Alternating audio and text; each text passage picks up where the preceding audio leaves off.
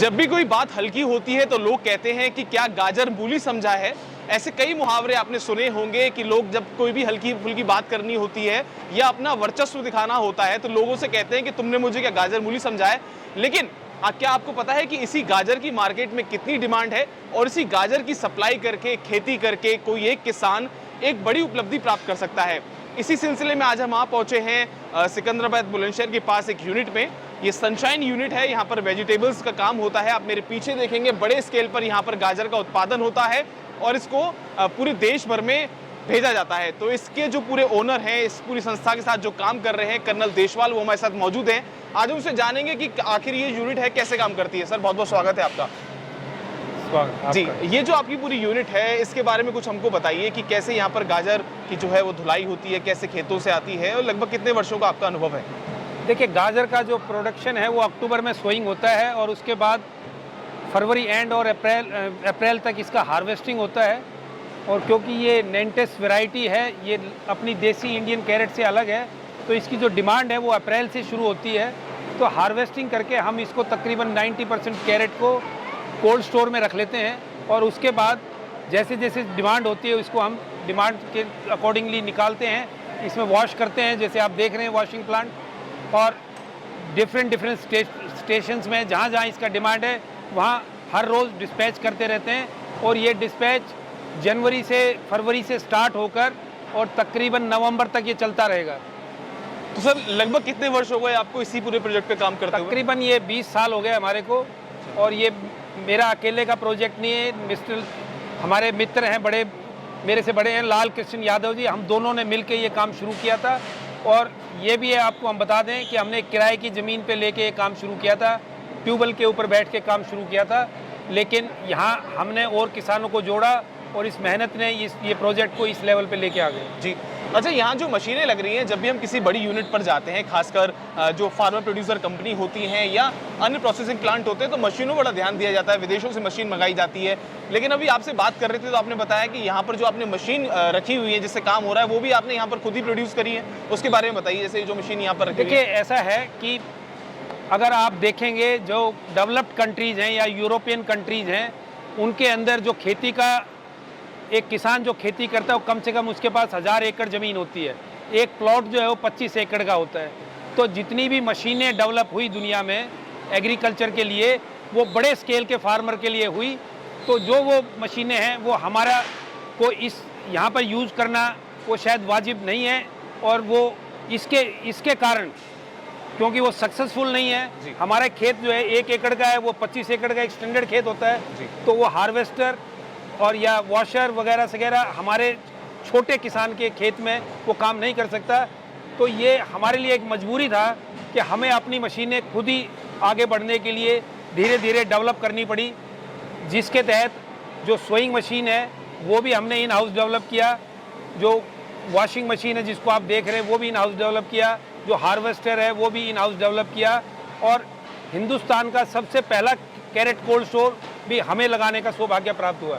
ये बहुत बड़ी बात है, हमारे दर्शक अगर इसको समझ पाएंगे तो काफ़ी बड़ी बात बताइए आपने। अच्छा, स्प्रिंकलर्स यहाँ पर लग रहे हैं, स्प्रिंकलर्स का क्या काम है यहाँ पर? ये जो गर्मी का अभी आप देख रहे हैं कि टेम्परेचर 48, 49 अगर हो जाता है तो कैरेट के अंदर एक जो कमी है कि ये बहुत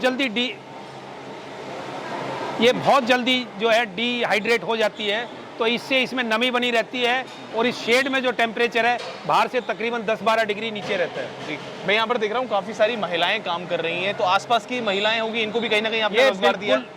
इनको भी कहीं ना कहीं आपने रोजगार दिया है इन सभी महिलाओं को? नहीं, ये बिल्कुल हमारे फैमिली मेम्बर की तरह हैं और ये बिल्कुल यहीं इसी शहर की हैं। और ये और इनके बच्चे सब ये 20 साल से हमारे पास ही काम कर रहे हैं। वर्किंग आवर्स क्या रहते होंगे? जैसे कि आपने बताया वर्किंग आवर्स 9 बजे से लेके और 6 बजे तक रहता है। कई बार ओवर टाइम करना पड़ जाता है, लेकिन जो महिलाएं हैं वो हमारी जिम्मेवारी होती है, उनको घर तक हम सुरक्षित भेज के आएँ। जी, अच्छा, गाजर की बात करें, गाजर हम ज़्यादातर सुनते हैं कि सर्दियों के मौसम में गाजर खाते हैं, गर्मियों में ये वाली गाजर जो स्पेशल आपके यहाँ हो रही है ये वाली होती है। तो प्रोडक्शन की बात करें तो किस मौसम में सबसे ज़्यादा मार्केट में डिमांड रहती है गाजर की, या 12 महीने रहती है बराबर? देखिए, अगर हम गाजर की बात करें तो जो लाल गाजर जो हमारे नॉर्थ इंडिया में खाई जाती है, इसको एशियाटिक रेड के नाम से जाना जाता है दुनिया में। जी। और पूरी दुनिया की गाजर की बात करें तो कुल मिला के वो 5% भी नहीं है जो पूरी दुनिया में गाजर का इस्तेमाल होता है। इवन ईस्टर्न इंडिया और सदर्न इंडिया में भी, या ऊपर टॉप हिमालय के जो रीजन है उसमें भी ये ही गाजर, ऑरेंज कलर की गाजर का इस्तेमाल होता है। और जो इसकी डिमांड है साउथ के अंदर, क्योंकि वो पूरे साल इसको एज ए वेजिटेबल यूज़ करते हैं तो वहाँ पर पूरे साल रहती है। और नॉर्थ इंडिया में इसकी डिमांड सैलेड या मिक्स वेजिटेबल या चाइनीज़ फूड वगैरह में ज़्यादा, इंटरकॉन्टिनेंटल फूड में ज़्यादा होती है, और साउथ में लगातार चलती रहती है। नॉर्थ में लाल गाजर की डिमांड जो है वो बहुत ज़्यादा सर्दी के अंदर होती है। जी, हम तमाम वीडियोस बनाते हैं, सक्सेस स्टोरीज कवर करते हैं, एग्री स्टार्टअप भी कवर करते हैं, तो लोगों से भी पूछते हैं कि आपने इस काम की शुरुआत कैसे की। तो लोग बताते हैं मैंने रिसर्च किया, मैं विदेश गया। डेयरी फार्मिंग की बात करते हैं तब भी लोग ब्राज़ील जाते हैं, तमाम देशों में जाते हैं। जब आपने गाजर का सिलेक्शन किया, खासकर एक स्पेसिफिक वेजिटेबल का सिलेक्शन किया, तो आपने कहीं बाहर अनुभव लिया, कोई ऐसी सेमिनार अटेंड करी या कोई आपका मार्गदर्शन किसी ने दिया? कैसे कॉन्सेप्ट कैसे आया दिमाग में? नहीं, ये कॉन्सेप्ट यादव जी के दिमाग में आया गाजर का, क्योंकि 3-4 वेजिटेबल शुरू में किया और उसमें से उनके दिमाग में ये आया कि शायद ये गाजर हमारे लिए ज़्यादा, इस ज़मीन के लिए और इस एरिया के लिए गाजर ज़्यादा माफिक होगी। तो इस कारण से हुआ, जो भी उनकी रिसर्च थी खेत के अंदर थी, वो कोई मार्केटिंग या बाहर से नहीं था। तो अभी लगभग कितने यहाँ पर, जो आपने बताया कि फैमिली मेंबर्स हैं, यहाँ कितने लोग काम कर रहे हैं यूनिट में पूरी पे? टोटल अगर देखा जाए आपके पूरे प्रोडक्शन यूनिट में कितने लोग आपके साथ जुड़े हुए हैं? नहीं, अगर जुड़े हुए हैं तो क्योंकि हमारा कॉन्ट्रैक्ट फार्मिंग का सिस्टम है जी, 500 फार्मर हमारे से जुड़े हुए हैं, और ट्रांसपोर्ट और ये वो हजारों आदमी आज इस शहर की जो ये सब डिवीज़न है सिकंदराबाद, इसकी बहुत बड़ी इकोनॉमी इसके ऊपर डिपेंडेंट है, कैरेट के ऊपर। ये एरिया जिसमें गन्ना होता था या आलू होता था, तकरीबन ये पूरा का पूरा कन्वर्ट हो चुका है, और गाजर का रोज़गार जो है वो बड़ा अच्छा सूट कर रहा है, और इकोनॉमी के वाइज भी सबको ये ठीक ठाक से पैसे दे रहा है। जी, क्योंकि किसान बड़ा परेशान रहता है कि कभी उसको मार्केट में ऐसा सुनने को मिलता है कि प्याज का रेट नहीं मिला, टमाटर का रेट नहीं मिला, आलू का इस बार रेट हाई चला गया। तो गाजर को लेके कभी ऐसे सुनने को नहीं मिलेगा आसपास के इलाके की अगर बात करें? नहीं, थोड़ा बहुत होता है, लेकिन दिक्कत क्या है छोटे छोटे फार्मर है, इंडिविजुअल फार्मिंग कर रहे हैं, तो वो मार्केट में स्टैंड नहीं कर पाते, ना कोई प्लानिंग है, ना आगे का पता है, वो सब भगवान भरोसे है। हम एक प्लानिंग से काम करते हैं। गाजर का स्टोरेज का हमारे पास जगह है, हमारे पास कोई ऐसी मजबूरी नहीं होती कि हमें आज ही बेचना है। तो क्योंकि एक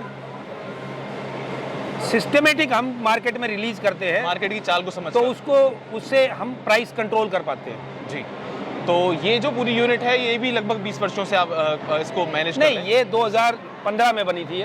इससे पहले दूसरी यूनिट थी, उसको सेल ऑफ कर दिया था हमने, फिर यहाँ पर ये दूसरा। जी, और अगर रेट की बात करूँ, सबसे ज़्यादा किस सीज़न में रेट अच्छा मिलता है गाजर का? कोई ऐसा फिक्स टाइम है? नहीं, ऐसा कोई फिक्स टाइम नहीं है, लेकिन ये गाजर का जो रेट है तकरीबन स्टैंडर्डाइज ही रहता है। कभी बहुत मुश्किल, मतलब कभी वंस इन अ वाइल कभी कभी ये शूट कर जाता है, एक आध बार डाउन भी चला जाता है, लेकिन कुल मिलाकर अगर पूरे साल की एवरेज निकाली जाए तो ठीक ही रहता है। इन 20-25 वर्षों में आपका सबसे अच्छा अनुभव जानना चाहूँगा और सबसे खराब अनुभव जानना चाहूँगा, जो हमारे दर्शक या देश के किसान जो इस तरीके का कुछ काम करना चाहते हैं, आपसे जुड़ना चाहते हैं, उनके लिए। देखिए, 2 अच्छे अनुभव है जी।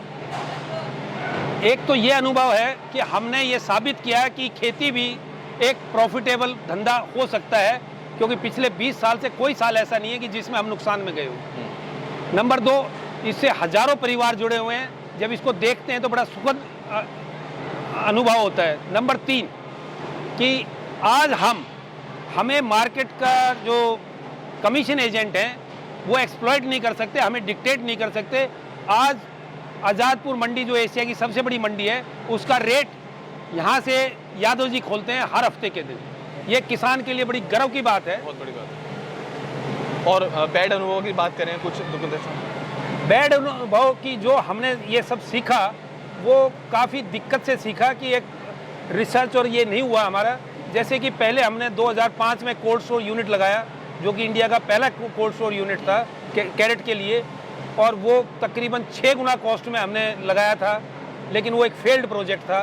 तो वो एक बड़ा ऐसा अनुभव था जिससे कि हमारे को इतना भारी नुकसान हुआ कि हम बिल्कुल सड़क पे आ गए थे, लेकिन फिर ईश्वर ने हमारा साथ दिया और हमारे इसी गाजर ने ही हमें फिर लाके खड़ा कर दिया। जी, तो ये थे हमारे साथ कर्नल देशवाल जी, जिन्होंने बताया कि गाजर को इन्होंने कितना खास बना दिया। देश में अगर गाजर कहीं सप्लाई करनी हो तो सनशाइन जो इनकी कंपनी है, बिना उसके तो ये पॉसिबल ही नहीं है। और देश की सबसे बड़ी मंडी कह लीजिए, चाहे एशिया की बड़ी मंडियों में जिसका नाम आता है आजादपुर मंडी, उसमें भी इनकी कहीं ना कहीं धाक जमी हुई है।